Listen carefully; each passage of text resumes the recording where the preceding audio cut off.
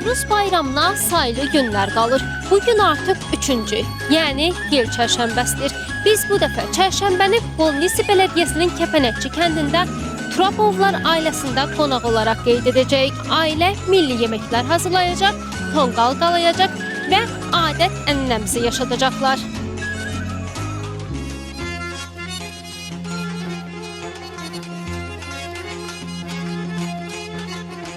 Bayramınız mübarək. Xalqımızın qonaq qarşılayarkən süfrəyə ilk olaraq təzə dəmlənmiş çay təqdim etməsi milli adət-ənənəmizə çevrilib. Xüsusilə bu çay samavarda dəmlənibsə dadı əvəz olunmaz olur.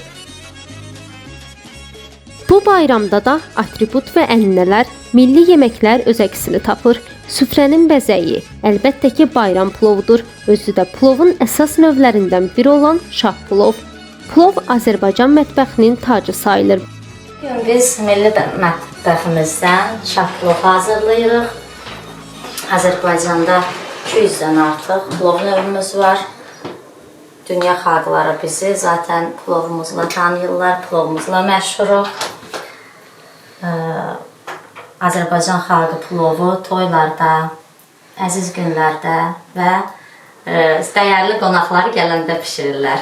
Biz də sizin üçün plovu hazırlamaq istədik, çünki bizim üçün çox dəyərlisiniz.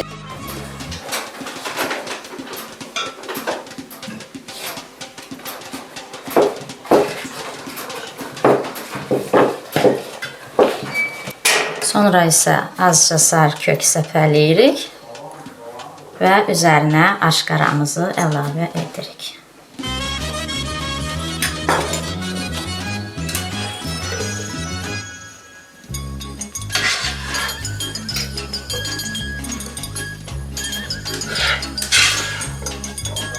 Tam şəkildə örtməkdir lavaşlarımızı.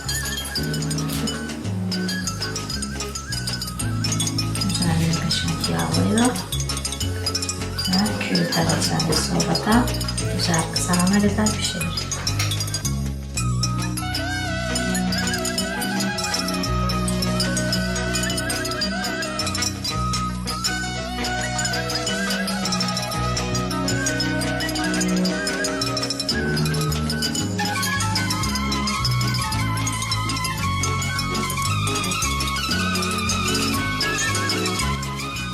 Milli bayramımız olan Novruzun əlamətlərindən biri də səməndir.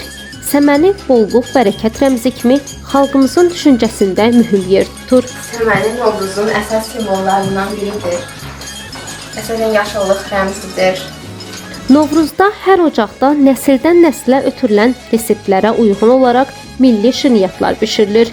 Paxlava, şəkərbura və qoğal Novruzun simvolu kimi süfrəyə gətirilir. Novruz bayramını milli şirniyyatlarsız təsəvvür etmək mümkünsüzdür.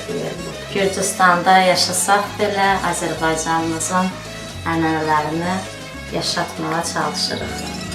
Hoş gəlirsiniz, hoş gəlirsiniz. Həmişə beləniz günlərdə olun, can sağlıqla, ömürlə.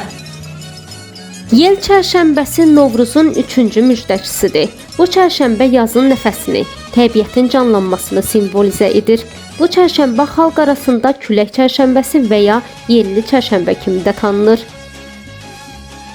Novruz bayramında tonqal qalayaraq böyükdən kiçiyə ətrafına yığılmaq, onun üzərindən tullanmaq qədim el adətdir.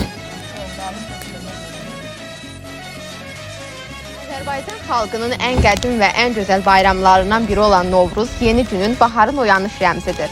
Novruzun hər bir çərşənbəsi təbiətin 4 ünsürü olan su, od, yel və torpaqla bağlıdır. Bu gün isə biz yel çərşənbəsini qeyd edirik. Yel çərşənbəsi təbiətin oyanışının, baharın gəlişinin ən parlaq müjdəçisidir.